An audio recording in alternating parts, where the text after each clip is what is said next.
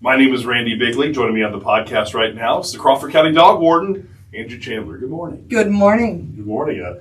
Well, it's at time for tag renewals, isn't it? It's always time for tag. It's always tag renewal, always. Then the year is closing out. The middle of November, we'll stop selling 2022 tags. Mm-hmm. 1st of December is your renewal through January 31st. This year it's going to be $18. Okay. They raised the registration amount. Mm-hmm. If you're late getting them, it's going to be $36 instead of $32. Double. People realize it's double if you're late after January 31st, right? Right. Yeah. And the state says that, the state code says penalties are equal to the cost of the tag. So you're buying two. Right, exactly. I tell people all the time, buy them for Christmas. Mm-hmm. Great idea. Yeah. Most people buy them bones or beds or whatever.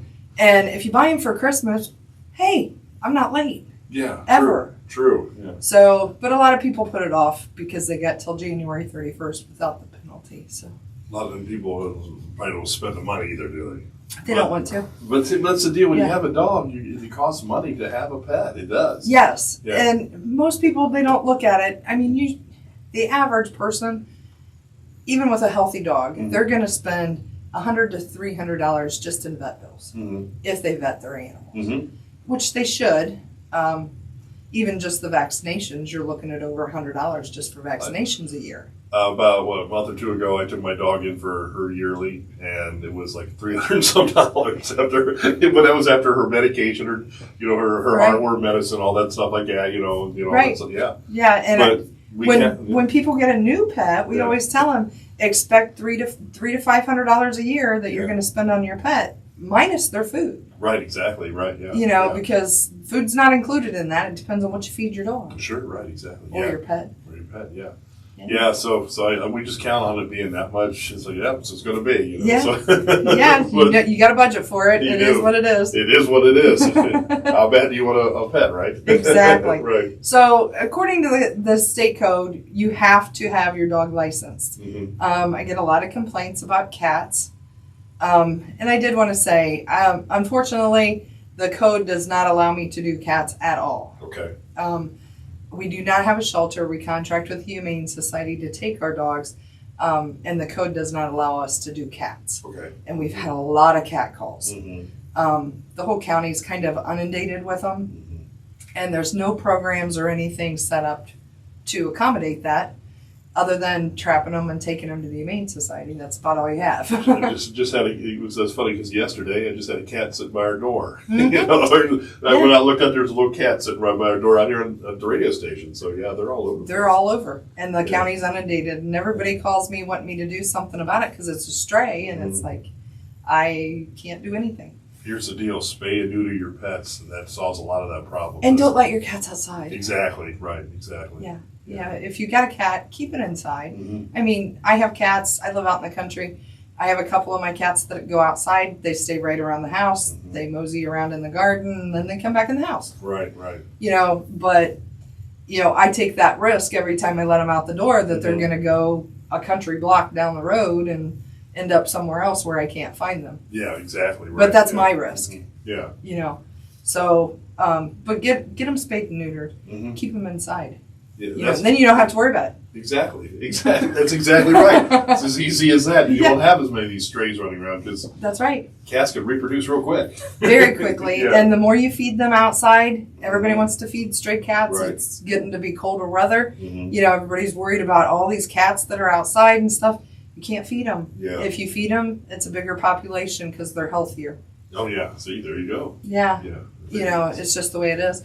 But, I do dogs running at large. If you got a dog that your neighbor lets out and doesn't put it on a leash or a chain, you need to call my office. A lot of people just pick them up or take them to the Humane Society or post them on Facebook.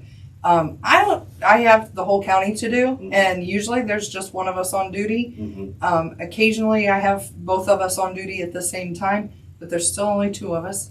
And if you don't call me, I'm not going to know because we do not monitor Facebook during the day. We're usually in our vehicle. Right, yeah. You know, and I'm not going to monitor that while I'm driving down the road. Exactly, yeah. We have the same issue with Facebook. People want to communicate with Facebook Messenger. Yes. And we're not monitoring it all day long. Or, right. You know, and we once in a while, you know, we check it every. It's not like we don't have a person that sits there and watches that all the time. And then, right, and with only the two of us and having to do the right. whole county, I don't have time to sit on Facebook. I rarely get on, even on my personal page, and I rarely even post anything on my personal page. Sure, yeah. I post on the dog warden page updates. And I will post the dogs that we pick up if I don't know an owner. If I know an owner or I found an owner or it's microchip, then I don't post it. Right, yeah. You know, unless we can't find an owner. That's another great thing. Get your dog microchipped, right? I don't really encourage it because most people don't have scanners. Oh yeah, and, right, yeah. I mean, we do in our vehicles and right. we scan everything and we pick up, but it doesn't do any good to get it microchipped when you don't register it. And I would say probably 80% of our microchips that we scan, we end up having to go back to the implant facility if we can find one. Wow. Because the owner of the dog never registered the dog. Really? I didn't know that was a problem with people not registering. Wow. Right. Yeah. Wow. Right. So I just picked a dog up yesterday.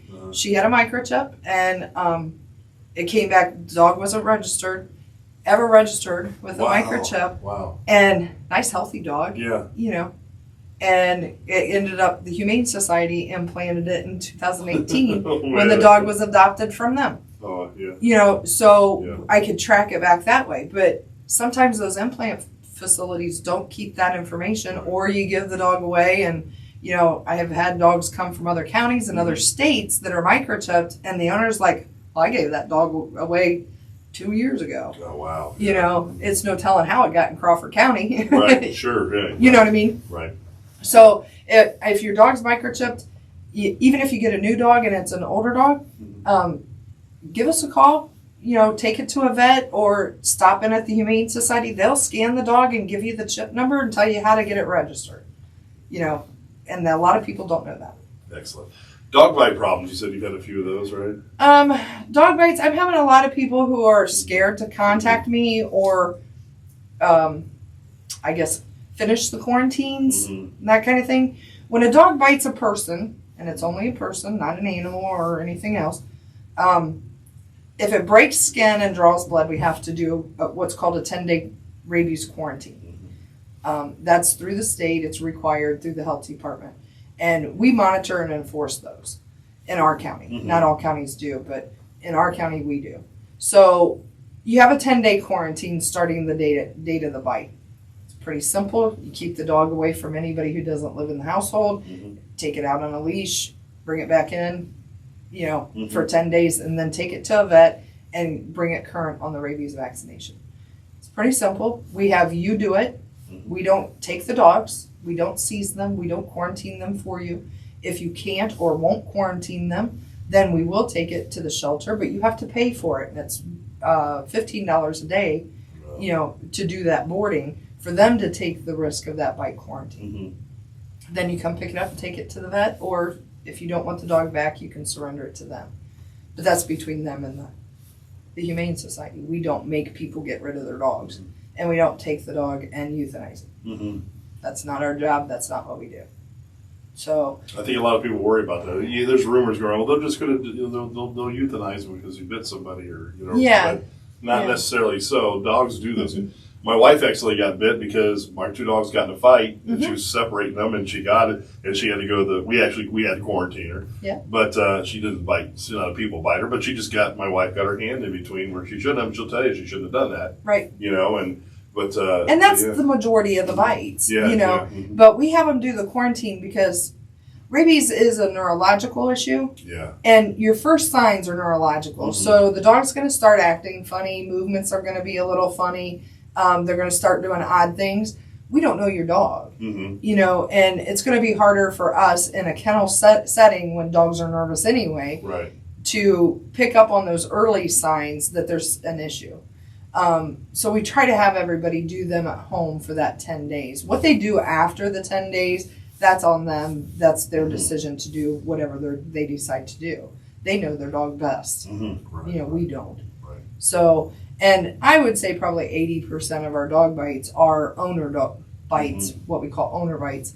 And usually they're playing with a toy and the dog actually bites them, Mhm. or, kid gets a dog upset or something and the dog will bite the kid.